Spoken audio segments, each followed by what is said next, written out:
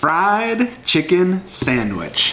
I'm excited for this one. It's one of my favorite sandwiches and one of my favorite meals I ever eat, and we're making everything from scratch. We're making the buns, coleslaw, pickles, sauce, and of course that fried chicken. You don't want to make everything from scratch? You don't have to, but almost all of this can be made in advance. And if you take on this little project, I promise you'll have one of the best fried chicken sandwiches you'll ever eat.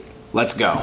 Let's kick this off with the buns, and hands down, my favorite bun is a potato bun. And for that namesake, we'll need a potato. They only have these giant potatoes at the grocery store, but I'm gonna peel it up. I like to use this paper towel method for a quick cleanup. Then we're gonna give it the old choppity chop, get it into some smaller pieces so that it'll cook quicker. For the record, this was only half the potato and it was still way too much, but we're going into some boiling water for maybe 15 minutes until it's this tender. Get the potatoes out of the water and reserve some of that water and let it start cooling down because we're going to use this for the bread. While the potatoes are still hot, we're going to go ahead and mash them up. I'm using a potato ricer. If you don't have one, you can always use a masher or a fork. This just works really well. And I really only needed this much potato, so I had a bunch left over and I decided to make mashed potatoes unrelated to the chicken sandwich. By now that starchy potato water has cooled down to temp, so we're going to add some yeast and some sugar, give that a good stir, and let it sit on the counter for about 10 minutes until it's nice and foamy. Now things get easier. That's going into the bowl of a stand mixer with the potatoes, sugar, egg, flour, and salt. And now we just enjoy technology. Go sit down and relax for 5 to 10 minutes and let this knead. Then we're going to be slowly adding butter 1 tablespoon at a time. After a few more minutes, we're going to grab the bowl scraper, plop that dough baby onto the counter and form it into a ball. Dough might be a little bit sticky, so you'll need some slap and folds, maybe a little bench scraper action, and you just gotta show that dough who's boss and form it into a ball. And when that happens, you put it into a greasy bowl and let it rest. In reality, I did pretty much everything else while the dough was rising, but for the video's sake, we'll stick with the dough. Now that she's about double in size, it's time to punch her down, knock all the air out, and divide into 6 equal pieces, which will be about 100 grams if you're feeling perfectionistic energy. We're gonna flatten it all the way out, tuck in all of the sides, and form this into a little ball. If you need to use a little flour, that's totally cool, or you could just use the bench scraper, do this little swirly twirly motion with your hand. Once you've done that 5 more times, I really like to use the old Pyrex casserole dish and some parchment paper, put them all in there evenly spaced, throw the lid on it, and let it rise for about 45 more minutes. After that time, it's time to make a little egg wash, 1 egg and maybe a teaspoon of water, give it a good whisk, take out the pastry brush, and give each of these guys a nice little eggy coat. We're baking at 350 for 20 to 25 minutes until they look like this. Hello. Let them rest for 30 minutes or so, and then I personally like to throw on the lid now while they're still warm, and that helps them stay nice and super soft. The buns are for sure the most time-consuming component. That was a tongue twister, but let's talk about chicken. We're gonna be marinating this chicken in some buttermilk, so we're gonna give it a good shake. The amount of buttermilk that you use is pretty irrelevant, it just needs to cover the chicken. I also added garlic powder, smoked paprika, and hot sauce, and gave it a good stir. I like to advocate for only buying whole chickens, but today I didn't feel like breaking one down, so I got a package of thighs, threw a couple into the buttermilk, make sure that they're totally submerged in the buttermilk, and then we're gonna refrigerate this for at least 1 hour and up to 24 hours.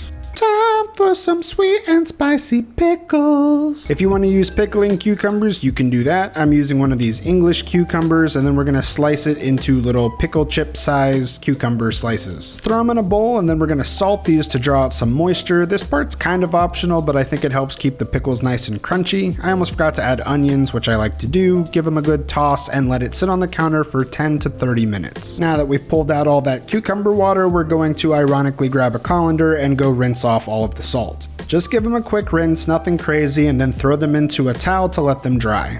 You could have done this while the cucumbers were salting, but we gotta make our pickling liquid, which is 2 cups vinegar, 1 cup sugar, and like a heaping teaspoon of mustard seeds. To balance out all that sugar, I'm gonna spice this up with some dried habaneros. You can always use fresh, but whatever you use, make sure you cut them in half, and then we're gonna finish with some garlic cloves. Bring that up to a boil, throw all of the cucumbers and onions into a glass jar, and then when that liquid is boiling, just cover everything with the liquid. These need to rest on the counter until they come down to room temperature, then you can either keep them there or throw them in the fridge. Keys. They need time to realize their full potential, so I'd probably make them a day ahead. And that brings us to coleslaw, which I know can be a little bit polarizing, but I'm a huge fan. The only issue I have with coleslaw is that it's really hard to make just a small amount. This was one of the smaller cabbages in the whole store, and I'm only using half of it. The only part of this I don't want is that little stem, so I'm gonna cut around it, get the greens around it, and then chop up all of this cabbage as thinly as I can. And just do your best here. If you don't get it super thin, that'll be just fine, but you can always try to grate it up a different way or just buy pre-shredded cabbage. Next up, I'm gonna thinly slice up half of an onion, just get those nice and thin as well. Throw them in the bowl, and as you can see, this is not a small amount of slaw mix, so I need a bigger bowl. Grab your favorite mayo and throw in like half a cup of mayo. We're also gonna need some vinegar. I like to use pickle vinegar because it tastes good and utilizes waste. A little bit of sugar just to balance it out and give it a little sweetness, and then just get down and dirty, throw your hands in there and just go to town mixing this up.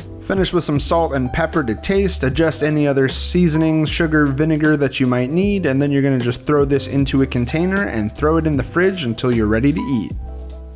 Finally, we're going to need a little sauce. I just made this up on the spot. I'll do my best to guesstimate measurements in the recipe, but I'm just going with a sweet and spicy sauce, so more Duke's mayo, some honey, garlic powder, cayenne pepper, some Worcestershire sauce, and salt and pepper to taste. Give it a good mix until everything is nice and homogeneous, give it a taste, and then I adjusted things like adding more cayenne, more Worcestershire, and a little more garlic. Boom, sauce is done. We've made it to the final step of frying our chicken. We're gonna need a dredge, and I like to use all-purpose flour for this. Of course, if you also wanna add some cornstarch, potato starch, or however you like to mix that up, that totally works, but I like all-purpose flour. I'm just adding garlic powder, onion powder, smoked paprika, and some cayenne. Also some fresh cracked pepper. Give that a good forky whisk until everything's homogeneous, and then we're gonna grab our chicken and throw it into the buttermilk, but first I like to drizzle this over the flour to give the chicken some extra craggly bits. Once the flour is thoroughly craggled, we're gonna take the chicken and just drop it straight into the flour. I like to shake the bowl around so that everything gets nice and coated, and then use my hands to press everything into it and make sure that it is fully coated and looking just beautiful. I like to fry with peanut oil. You don't wanna overfill your pot. This will bubble up a good bit, and you don't want it to overflow and hurt you. And when that oil gets to 350 degrees Fahrenheit, we just take our chicken and drop it straight into the oil. To be as safe as possible, drop it away from you and just let that baby fry. Take a little snap for the gram. Depending on how much oil you're using, you might need to flip your chicken over and just let it cook until it reaches a beautiful golden brown, which will take anywhere from 4 to 6 minutes depending on how thick your chicken is. Throw that onto a wire rack over a sheet pan or a bowl, I guess, if that's what you're into. Take a second to just admire this gorgeous piece of fried chicken. Hit it with some salt, make sure you get both sides, and then let it rest while you get everything else together. And now this is just beautiful, because if you had just made everything in advance yesterday or bought everything from the store, the assembly of this sandwich is incredibly easy. Grab that beautiful potato bun, slice it in half, hit it with a little bit of butter, and toast it on a low-medium heat until it is beautifully golden brown.